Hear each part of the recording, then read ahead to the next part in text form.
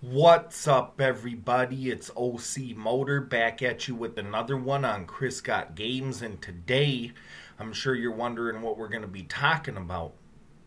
But before we get started, subscribe to the channel, hit the notification bell, share with friends, comment down below, hit the like button, hit the dislike if you choose to. And yeah, without further ado, today I'm going to be giving you a little update. So, remember how I had talked about before in a previous video about what type of collector, the different type of collectors there are? There's like complete collectors, like complete in box collectors, like entire collection collectors. There's just people that see a game that they don't have and they get it type of collector, and then there's collectors like me who are a ceiling collector. So I finally did it. I went through every single console that I have besides my handhelds, which I'll do in the future once I start knocking out these consoles. But I went through every single console that I own and put a ceiling on all of them, as far as like every single game that I want for each console.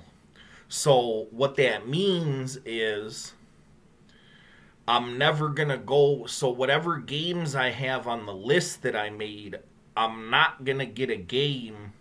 I'm no longer gonna get a game that's not on the list. If it's not on the list, I'm not gonna get it. Meaning that every single game that I have on the list for every console are the games I'm going to get. Now, I may never, because of rarity and how hard it is to find some of these games, since I have like some very rare systems, I may never reach my ceiling. I may never get all the games that I want for each console. But the good part about having a ceiling is now I know I'm never going to go above that ceiling. Now I'm confident knowing that there's an end in sight eventually. I'm not going to go past the ceiling that I set on each collection. So once I get every single game I want on the list that I made, then I'll no longer, I don't care what it is, unless it's a brand new system in like the Switch or something, and a new game comes out that's not on my list already, then I'll get that. But if it's an old school console, whatever game I have on the list, once that list is over and I have every game on the list, then I'm done collecting for good for that system. I will no longer be collecting for that system once I reach that ceiling of the list that I made. So there will be a time in the future where I will no longer be collecting video games for certain consoles. And that doesn't mean that I will never make videos on those games or those consoles at that point. The way that I set up my channel, I set it up to where no matter if I stop collecting for a specific console, I'll have enough games for that console to where I'll never run out of content to make. That's why I don't make a video every day, so I have enough content over a long period of time. But yeah, it feels so good now that I know what my ceiling is for each console. And even if I don't reach that ceiling, at least I know I'm not going to get any games that I didn't mark down on the list of specific games that I want for each console. And I haven't done this with my handhelds yet because I'm going to knock out all the main console stuff first. And I had told you that I was done collecting for the Sega Genesis, but I went back through the Sega Genesis and there's a few more titles that I forgot about that I'm going to be adding to the Genesis collection. And then once I add these games, then that's it. Then I am officially done with the Sega Genesis. Then there's going to be no more games that I ever pick up for the Sega Genesis.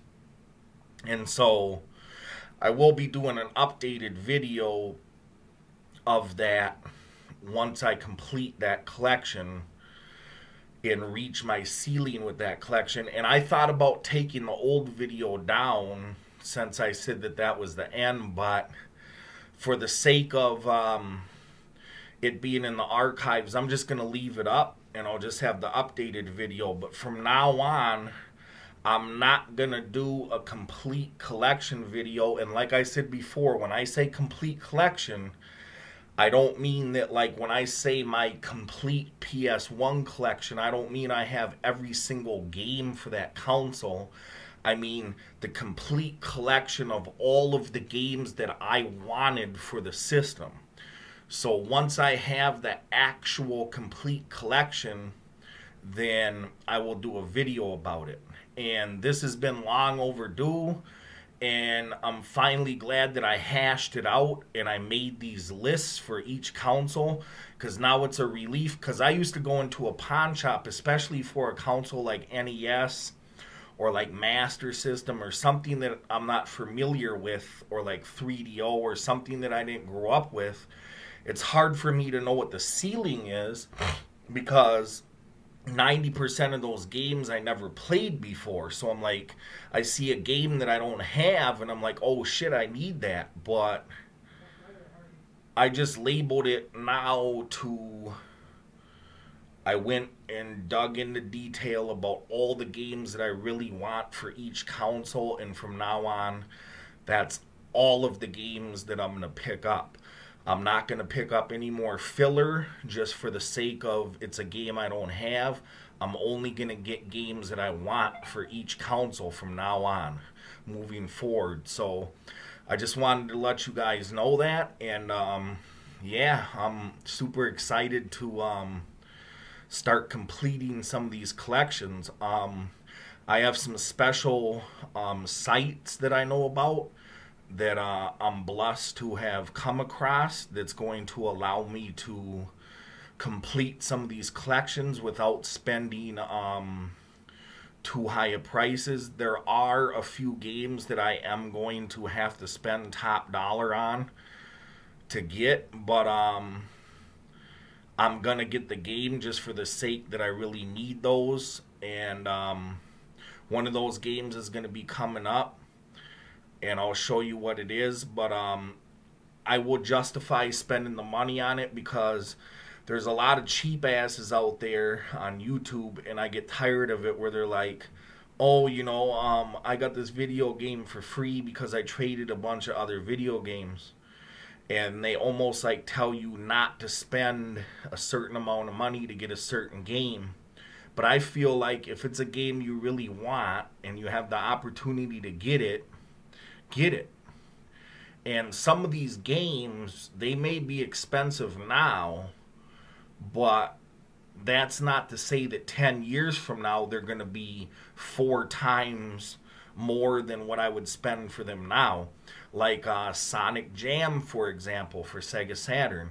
I never pulled the trigger on that game when it was under $100 complete. And now it's like $300 complete. So sometimes you just got to pull the trigger on this stuff, man. So, you know, certain games like that I want may keep me from reaching my 100% ceiling with some of these collections. But I'm going to get as close as I can possible to reaching the ceiling to every collection. But at least I know that I'm never, now I know I have a stopping point. I'm never going to go above that point. So I just wanted to update you guys on that. And it's OC Motor, C Ducats on Chris Got Games, signing off with another one. Peace.